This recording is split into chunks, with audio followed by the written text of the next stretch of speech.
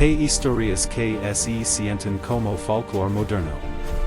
Relatos de luces extrañas en el cielo nocturno, de encuentros en carreteras solitarias que desafían toda explicación. Pero antes de que la abducción alienígena fuera una frase común, y antes de que la imagen familiar del alienígena de grandes ojos quedara grabada en nuestra mente colectiva, hubo una historia que se convirtió en el modelo de todas las demás. Aunque existieran afirmaciones anteriores, menos conocidas, esta fue la que rompió la barrera. No era una obra de ficción. Fue la experiencia profundamente perturbadora, exhaustivamente documentada y aterradoramente real de dos personas comunes y respetadas. Esta es la historia de una pareja interracial, Betty y Barney Hill, que en 1961 condujo directamente hacia un misterio que destrozaría sus vidas y definiría el fenómeno moderno de las abducciones extraterrestres. 19 de septiembre de 1961. Para Betty y Barney Hill, era el final de unas vacaciones largamente esperadas. Un tranquilo viaje nocturno de regreso a casa por las sinuosas carreteras de las montañas blancas de New Hampshire era lo único que los separaba de su hogar en Portsmouth. Estaban cansados, deseando volver a casa y reencontrarse con su perra, Delcy. Pero en un tramo solitario de la Ruta 3, una extraña luz en el cielo no solo los seguiría, los arrastraría hacia un evento aterrador que se convertiría en la base de innumerables historias de abducción. No tenían idea de que sus vidas tranquilas estaban a punto de cambiar para siempre. Todo comenzó, como suele suceder en estos casos, con una simple curiosidad. Alrededor de las 10:30 p.m., al sur de Lancaster, New Hampshire, Betty notó una luz brillante moviéndose de forma extraña en el cielo. Pensó que era una estrella fugaz, pero se movía hacia arriba. Barney, veterano de la Segunda Guerra Mundial y hombre práctico, lo descartó al principio. Tal vez un avión. Era aficionado a la aviación y trató de racionalizarlo, pero incluso él tuvo que admitir que se comportaba de manera extraña. Mientras continuaban conduciendo, la luz parecía seguir el ritmo del automóvil, volviéndose cada vez más grande y brillante. La curiosidad empezó a transformarse en una silenciosa inquietud. No era un satélite. Era otra cosa. Se detuvieron para observar mejor. Su perra gemía a sus pies. Betty, con los ojos pegados a unos binoculars, vio un objeto giratorio, silencioso, con forma de platillo, que emitía luces brillantes a lo largo de su bord. Era una nave sin alas, diferente a cualquier cosa que hubiera visto o imaginado.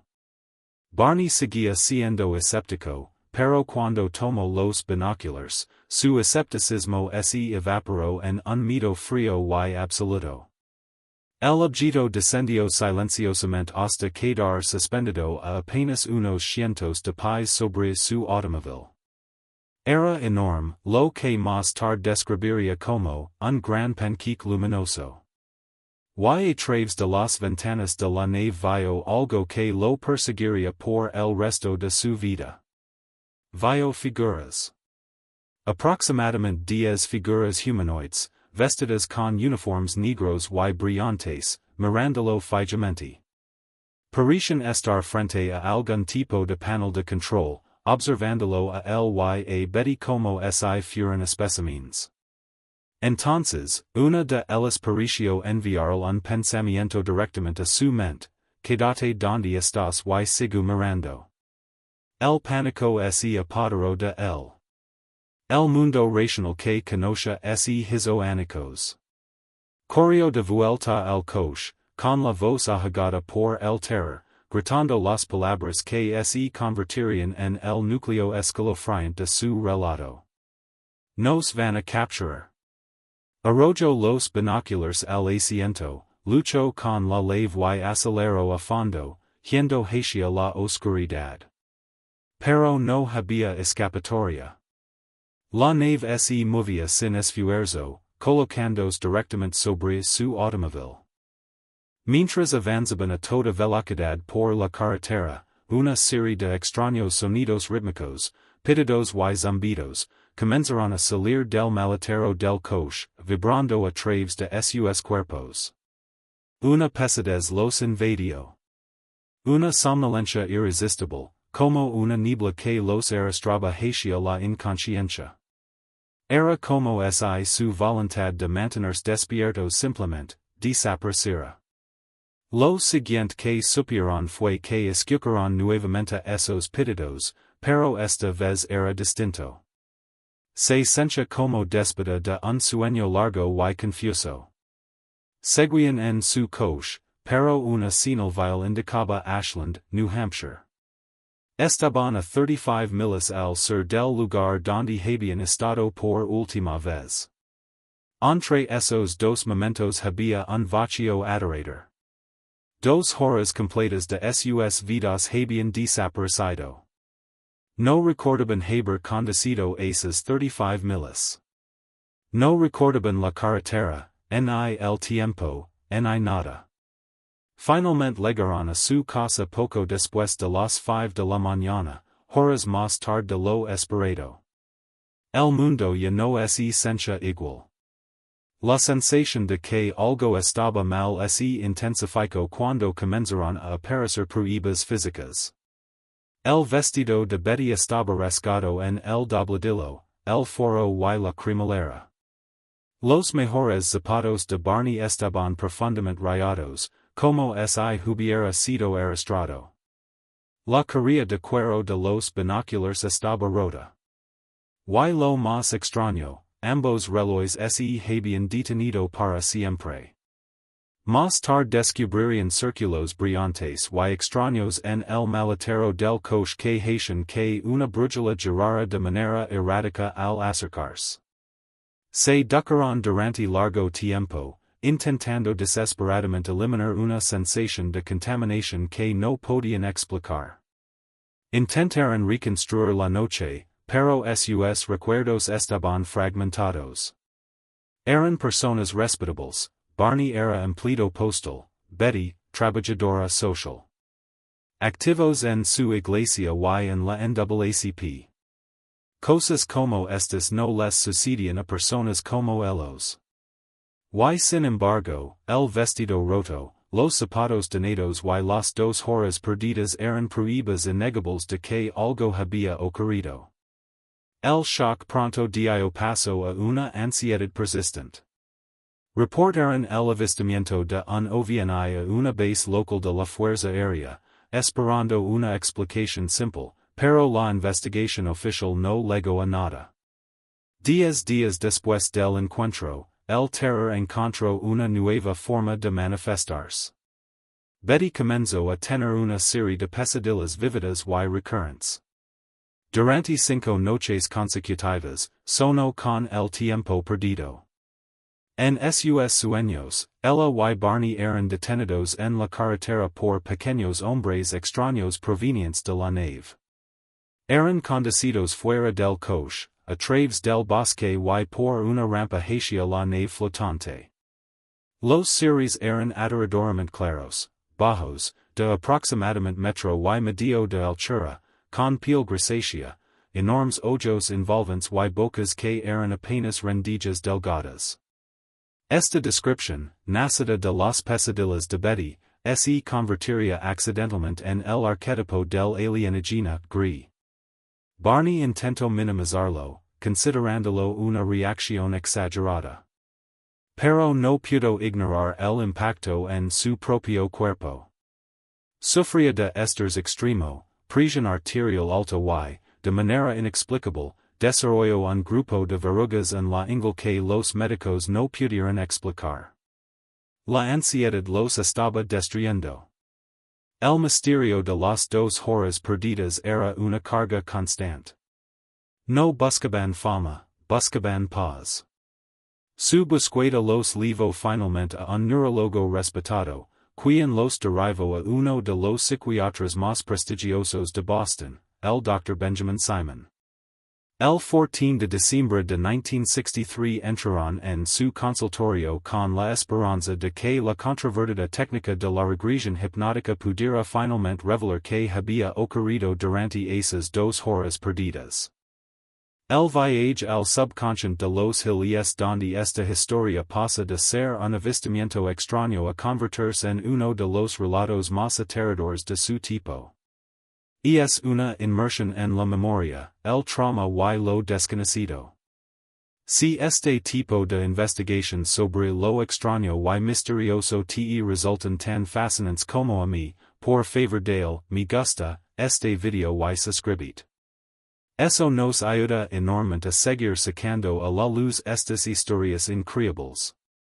Ahora, volvemos a lo que descubrió el Dr. Simon. El Dr. Benjamin Simon no era creyente en ovnis, era un hombre de ciencia.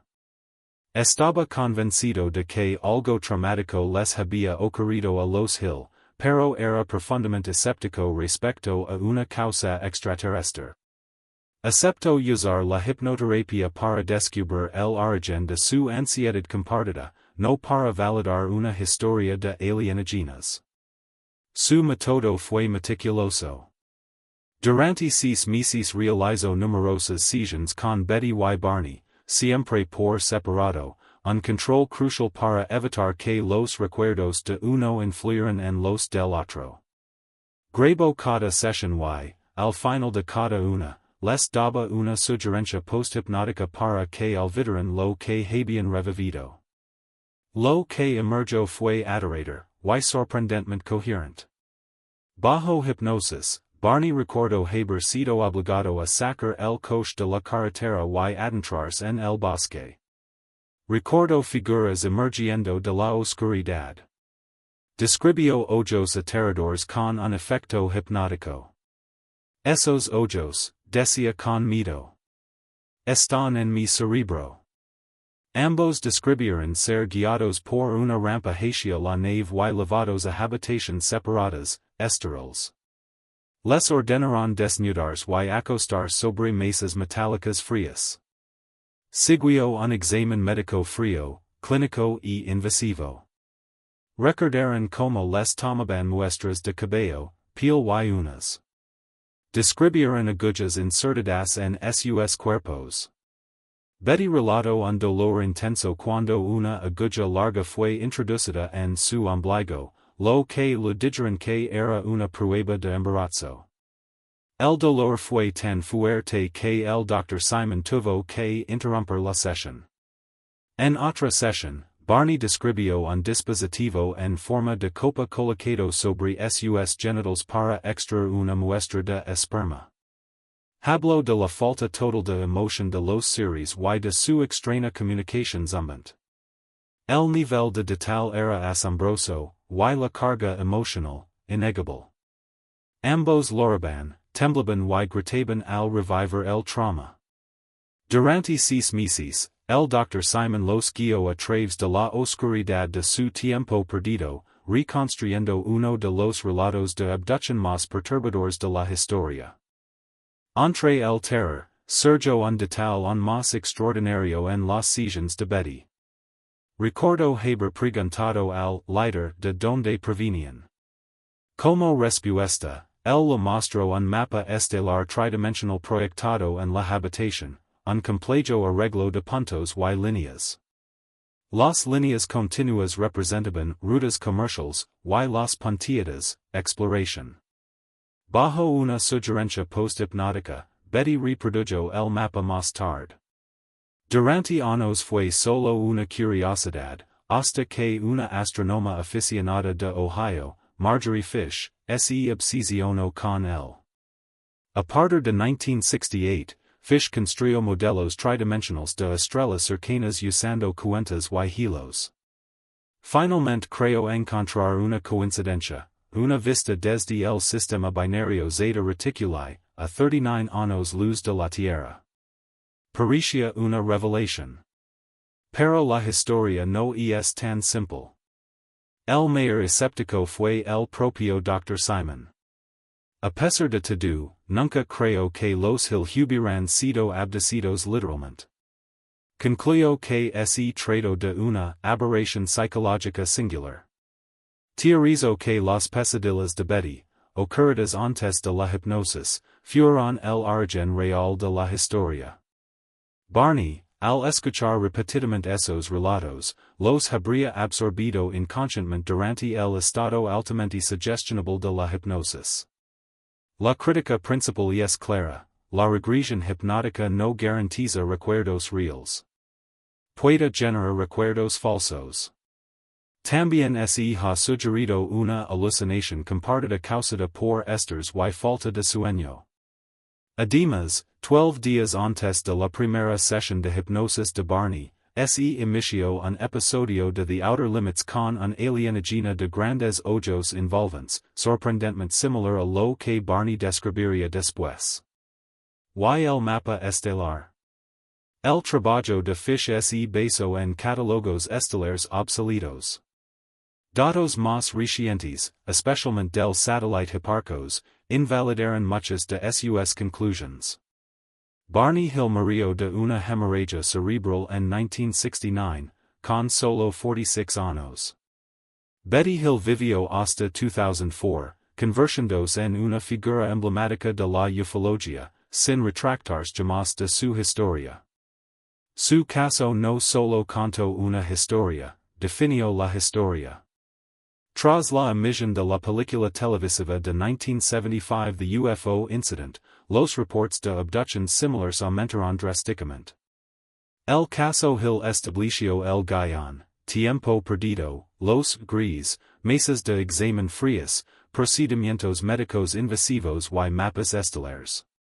Entonces, ¿qué ocurrió realmente aquella noche en la carretera de New Hampshire en 1961? ¿Fueron Betty y Barney Hill testigos sinceros de algo más allá de nuestra comprensión? ¿O víctimas de un fenómeno psicológico igualmente aterrador? El misterio permanece porque ambas explicaciones son igual de poderosas. El caso se mantiene en el filo entre lo paranormal y lo psicológico. La historia de Betty y Barney Hill demostró algo, sin duda. La pregunta es si demostró que no estamos solos en el universo, o que los paisajes más alienígenas y los monstruos más aterradores habitan dentro de la mente humana. La verdad, como aquella extraña luz en el cielo de New Hampshire, sigue estando fuera de nuestro alcance.